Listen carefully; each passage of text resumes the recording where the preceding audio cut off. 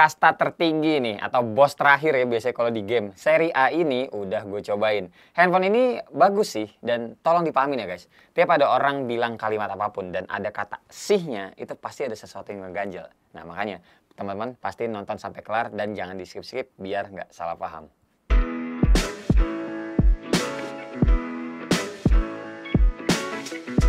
Hai semua, gua Wasa. Agak males ya bahas unboxing ya, karena gue juga yakin teman-teman tuh udah pada tahu isi-isi di dalamnya seri A73 atau A73 5G ini yang dijual cuma ada satu varian dan langsung ke yang paling tinggi aja speknya, yaitu internalnya 256GB dan RAM 8GB yang bisa di-extend lagi sampai 8GB. Pertama nyalain ada 41 aplikasi yang minta diupdate dan 15% memorinya itu udah kemakan by system. Ukuran layarnya 6,7 inci, panelnya Super AMOLED Plus, resolusinya Full HD Plus, refresh rate 120Hz dan juga support SDR10 Plus. Jadi buat urusan visual layar, handphone ini tuh udah caem banget buat kita nonton film yang mendukung kayak di Netflix misalkan. Fingerprintnya dalam layar so pasti, terus bagian bezel layarnya juga aman tipisnya, cuma kayak biasa di bagian dagu masih paling tebal sendiri sih ketimbang 3 sisi lainnya. Serta nih kalau diperhatiin tompelnya juga lebih gede sih kelihatan ya kalau dibandingin sama A53 5G. Buat AOD atau Always On Display ini ada, speakernya juga stereo lantang, slot SIM cardnya hybrid 2 nano SIM atau 1 SIM plus micro SD.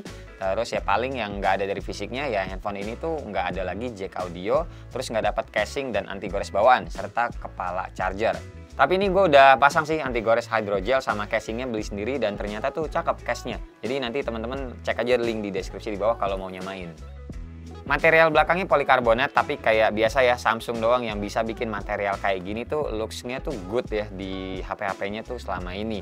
Termasuk ada rating IP67 Dust and Water Resistant. Buat chipsetnya sendiri ini menurut gue yang paling bener di antara seri A yang lain. Mungkin Samsung awalnya kepikiran mau pakai Exynos 1280 juga kali ya, tapi ngelihat yang A33 sama A53 udah banyak yang komplain. mungkin ini loh. Akhirnya ya A73 5G ini pakai Snapdragon 778G yang masih sama kayak di Samsung Galaxy A52s. Skor Antutunya gue ngetes 3 kali ada di angka 500 ribuan, serta skor Geekbench 5-nya segini. Main game udah bisa dilibas banyak grafik yang tinggi lah pokoknya. Bagus ini chipsetnya. Giroskopnya juga aman dan nih lihat sendiri aplikasi sensor box ini yang nggak ada cuma 2 sensor aja. Lanjut kita bahas ke baterainya. Besarannya itu 5000 mAh dengan kemampuan ngecas 25 watt. Gue ngecas pakai chargeran aslinya Samsung, ini durasinya dari 8% sampai full makan waktu 1 jam 37 menit. Buat SOT-nya nyampe 9 jam konstan di 120Hz refresh rate-nya. Lanjut ke kamera, ini yang bikin beda kasta sendiri juga dibanding seri A yang lain. Soalnya lensa utamanya ini 108 megapiksel. Dibarengin sama lensa ultrawide 12 megapiksel, lensa makro sama depth masing-masing 5 megapiksel. Nah buat UI kameranya nggak jauh beda lah sama A series yang lainnya dan tidak ada mode dual view kalau teman-teman nanyain. Detail di mode Pro-nya ada ISO 50-1600, shutter speed per 6000 sampai 10 detik, terus exposure value, ada manual fokus juga, serta white balance 2300 sampai 10.000 Kelvin. Untuk perekaman videonya bisa nyampe 4K 30 fps baik untuk kamera belakang ataupun yang depan.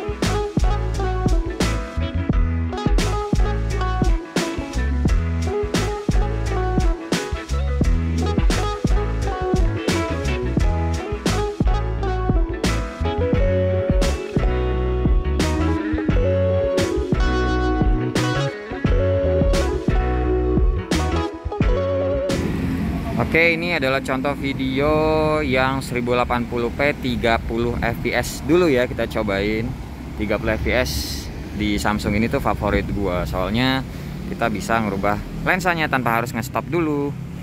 Nih kayak gini ke ultra wide tanpa di stop ya, balik lagi ke 1. Terus kita digital zoom 2 gitu ya. Dibawa jalan. Ini stabilizernya gua offin ya, soalnya kalau di onin dia nggak bisa rubah-rubah lensa lagi gitu guys. Stabil kok ini, gua ngeliat previewnya bagus lah yang Snapdragon ini mah pokoknya. Oke, pindah resolusi yang lain. Nah, kalau yang ini 1080p 60 fps. Kelihatan ya bedanya, lebih smooth ya.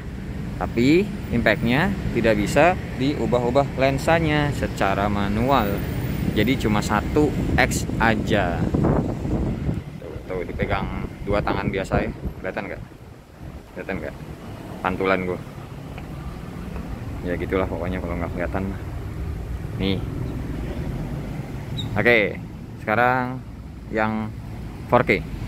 Oke, yang ini 4K-nya agak lebih crop ya, dia jadinya lebih zoom. Ini dari tadi kita coba di luar, di outdoor. Coba sekarang kita masuk ke indoor. Tapi indoornya juga ini termasuk terang sih. Jajan-jajan helm-helm guys, ini guys. RC Moto Garage. Oh, ini yang keren-kerennya dari sini semua nih. Arai.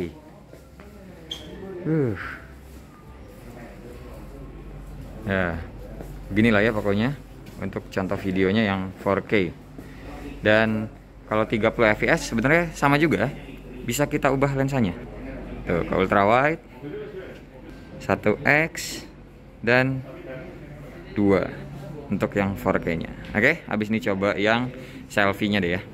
Oke, kalau yang ini selfie-nya 1080p 60 fps. Cahaya di sana. Kalau gua bergerak ke sini berarti backlight, dan tunggu lihat. Walaupun backlight, muka masih oke kelihatan ya. Di bawah jalan 60 fps-nya aja masih kehandle dengan baik. Tuh, dipegang satu tangan begini aja. Oke. Dah bener kan ya, overall emang udah paling oke A series yang ini. Apalagi buat teman-teman yang mikirin soal chipset paling utama banget di atas spek lainnya. Out of the box udah One UI 4.1 berbasis Android 11 yang tentunya bisa disupport kayak flagshipnya Samsung, yaitu 4 tahun update Android dan 5 tahun security patch. Harga 7,8 juta buat handphone ini bukan harga yang murah. Tapi buat yang beneran target marketnya, harusnya nggak akan bilang mahal ketika tahu harus beli chargerannya lagi. Kita gini deh, realistis saja. Zaman sekarang yang bisa beli handphone ini pasti udah punya chargeran third party. Entah itu merek Aoki lah, Anker lah, Ecmic lah, Ugreen lah, dan yang lain-lain. Apalagi sering banget juga kan ada promo-promo yang di-share sama gua dan teman-teman reviewer yang lain. Iya kan? Jadi ya teman-teman nggak usah nyari-nyari celah yang nggak realistis lah. Layar luas dan bagus, baterainya oke, handphonenya juga kenanya ini nggak berat dan nggak cepat pegel, jadi kalau dipegang lama-lama. Chipsetnya kenceng, rating IP67, speakernya bagus, kameranya cakep, harganya aja sih yang nggak murah. Tapi ya kalau ada uangnya, ini bukan pilihan salah. Apalagi umur handphone ini itu panjang. Oh ya, satu lagi hampir kelupaan. Kalau teman-teman ada yang nanya, handphone ini tuh nggak support Samsung DeX ya. Jadi kalau mau Samsung DeX biasanya larinya ke yang flagshipnya gitu. Oke guys, udah ya paling segini aja cerita-cerita gue untuk Samsung Galaxy A73. Ya mohon maaf kalau misalkan ada kurang-kurang, nanti biasa kita diskusi aja di bawah. Makasih banget buat teman-teman nih udah nonton dari awal sampai akhir. Dan seperti biasa nggak usah di like, nggak usah di share, dan nggak usah juga di subscribe channel ini kalau tidak bermanfaat. Tapi kalau bermanfaat silakan share juga dengan teman-teman, siapa tahu nambah pahala. Sampai ketemu di video selanjutnya. Bye bye. Cheers.